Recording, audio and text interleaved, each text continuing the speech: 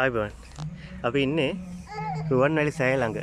ගොඩක් දවසකින් තමයි travelling video එකක් දාන්නේ. ඇයිනා සද්ද? වෙනදා වීඩියෝ දාන්නේ අපි දෙන්නනේ. අද ඉන්නවා අලුත් සමාජිකාවක්. මෙයාගේ නම අමේලියා සස්නාවි.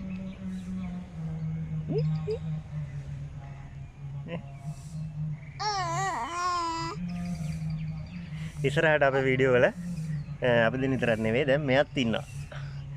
විශේෂයෙන්ම මෙයා හින්දා තමයි අපි අද අනුරාධපුරේ ආවේ. මෙයාව එක් කරගෙන ආවා උඩමළුවට සහ රුවන්වැලි සෑයට. ඉතින්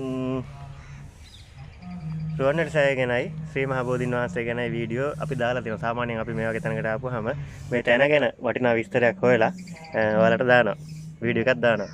ඉතින් අද එහෙම දාන්නේ නැහැ. මොකද මේ ස්ථාන දෙක ගැනම ඔයාලට බලන්න පුළුවන් අපි දාලා තියෙනවා. රුවන්වැලි මහා සෑය ලස්සන දෙරණ කියලා සර්ච් කරොත් YouTube එකේ එනවා. ඒ වගේම ශ්‍රී මහා බෝධිය ලස්සන දෙරණ කියලා ගහුවත් අපේ වීඩියෝ එක YouTube එකේ එනවා. ඉතින්